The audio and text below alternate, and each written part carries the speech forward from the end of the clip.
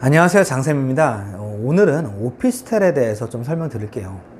그러니까 오피스텔이 집 같기도 하고 집이 아닌 것 같기도 하고 애매하잖아요.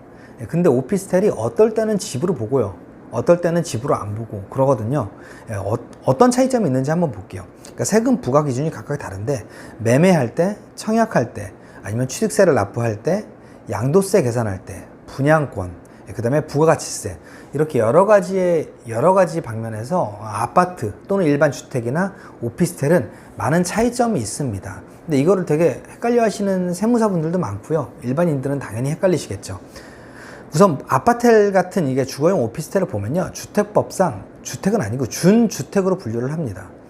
그래서 이제 바닥 난방도 허용이 되고요. 원래 사무실은 바닥 난방이 안 되거든요. 근데 바닥 난방도 허용되고 싱크대나 침대 같은 것도 설치가 가능합니다. 그리고 업무용 오피스텔은요, 말 그대로 그냥 업무용이에요. 이거는 그냥 사무실이지 집이 아니기 때문에 부가가치세법상 일반 사업자에 해당하고요. 그 다음에 주택이 당연히 아닙니다. 이거는 뭐 다른 주택이랑 뭐 합산을 해가지고 취득세를 낸다든지 양도세를 낸다든지 이런 게 아니에요. 그 어떻게 사용하느냐에 따라서 이제 각종 세금이 달라지고요. 이게 기본 틀인데요. 우선 취득세를 볼게요. 오피스텔의 취득세는요, 취득 순서에 따라 되게 다릅니다. 일반적으로 우리가 아파트를 한 채를 가지고 있다. 근데 추가적으로 아파트를 한 채를, 두 번째 아파트를 샀을 때는 8%고요. 세 번째 주택을 샀을 땐 12%의 취득세를 납부하시게 됩니다. 뭐 예를 들어서 뭐 9억짜리 사시면은 세 번째 주택이면은 뭐 1억 넘게 내시는 거예요.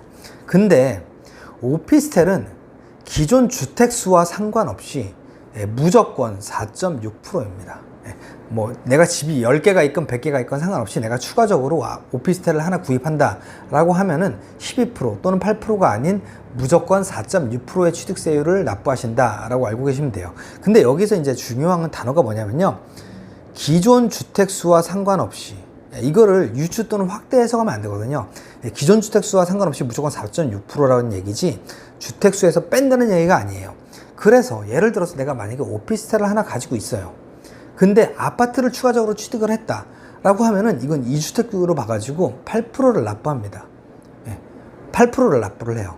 여기 기존 주택수와 상관없이 오피스텔을 살 때 4.6%라는 거지, 기존 오피스텔이 몇 개 있든지 아파트를 살 때도 4.6%라는 얘기가 아니거든요. 따라서 오피스텔을 주택수에서 제외하는 게 아니라 다만 오피스텔을 신규 취득할 때만 4.6%라는 겁니다.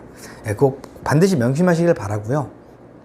따라서 내가 뭐 무주택자예요. 근데 오피스텔도 사고 주택도 사고 싶어요.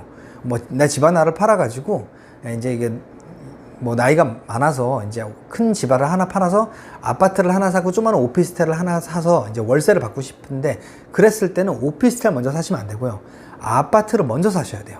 그래서 저율의 취득세율, 1세대 1주택 취득세율을 적용받으신 다음에 그 다음에 오피스텔 4.6%를 취득세를 납부하시면은 그러면은 가장 절세하는 방법이 될 수 있습니다. 그리고 양도세랑 재산세는요, 오피스텔은 그냥 일반 주택이랑 똑같이 취급을 합니다. 물론 주거용으로 사용했다고 했을 때. 따라서 1세대 1주택 비과세 혜택을 받으시려면요, 2년 보유, 2년 거주, 그러니까 조정지역에 한해서 2년 거주까지 하셔야 비과세를 받으실 수 있고요. 또 오피스텔 분양권은요, 이건 주택으로 보지 않습니다. 그 이유는요, 오피스텔은 완공되고서 내가 이거를 주거용으로 쓸지 업무용으로 쓸지 고르게 돼 있거든요. 근데 분양권 상태에서는 내가 이거를 업무용으로 쓸지 주거용으로 쓸지 아직 모르잖아요. 그렇기 때문에 오피스텔의 분양권은 주택으로 보지 않는다 라고 알고 계시면 될 것 같습니다. 그리고 이제 청약 시장이 있는데요, 오피스텔을 청약할 때는 뭐 청약 통장에 얼마가 있고 뭐 거주지에 내가 얼마나 살아야 되고 뭐 청약 통장 뭐 이런 거 다 필요 없어요. 그냥 19세 미만에 19세 이상이면은 이제 누구나 청약을 할 수 있고요. 다만 내가 오피스텔을 하나 가지고 있어요. 사회 초년생이라서 오피스텔을 하나 그냥 샀는데, 대출 끼고 샀는데, 내가 결혼을 해서 아파트를 사고 싶을 수 있잖아요. 근데 아파트를 사고 싶을 때 이제 무주택자냐 아니냐인데, 그거를 판단할 때는 청약 시장에서는 오피스텔은 주택에 들어가지 않아서 청약을 할 수 있습니다. 다만 그러니까 뭐 내가 이거를 주거용으로 쓰든 업무용으로 쓰든 상관없이 오피스텔은 청약 시장에서 무주택인 거예요. 다만 조심하셔야 될 게, 내가 오피스텔을 하나 가지고 있는데 청약이 당첨돼서 그거를 뭐 이 오피스텔을 팔지 않는 이상, 그러니까 1세대 1주택 일시적 1세대 1주택 혜택을 보지 않는다라는 가정하에 이 아파트를 살 때는요, 분양받아서 이제 나중에 취득할 때는 8%의 취득세율을 납부하실 수 있으니 아파트 청약이 당첨돼서 입주하고 나서 그 다음에 이제 이 오피스텔을 바로 처분을 하셔야 저율의 취득세율을 납부하실 수 있다. 이건 아까 설명드린 거랑 똑같은 내용입니다. 그리고 부가가치세가 있는데요. 일반 주택은 국민주택 규모, 그러니까 85제곱미터 이하는 부가가치세가 들어있지 않습니다. 그러니까 건설사가 나한테 이제 뭐 제시하는 분양가가 부가가치세가 빠져 있는 거예요. 근데 85 초과하면은 이제 부가가치세가 있는데, 오피스텔은 그럼 85제곱미터 이하면 부가가치세가 없어야 되는 거 아니냐라는 의문이 드실 수 있는데요. 오피스텔은 국민주택 규모 이런 거 따지지 않고 무조건 부가가치세가 들어 있습니다. 이게 대법원 판례에서 이제 3심까지 갔었는데요. 이거를 마지막 판결은 결론이 이거예요. 건축물 대장의 용도를 기준으로 판단을 해야 되기 때문에 부가가치세 과세의 대상이라고 판단을 한다라고 이제 결론이 났거든요. 그렇기 때문에 내가 아무리 작은 오피스텔을 산다 하더라도 내가 분양받을 때 보시면은 그 오피스텔 분양가에는 부가가치세 10%, 이제 건물분에 대해서만 부가가치세 10%가 포함되어 있다라고 알고 계시면 될 것 같습니다. 오늘은 아리송한 이 오피스텔 간단하게 정리를 해봤습니다.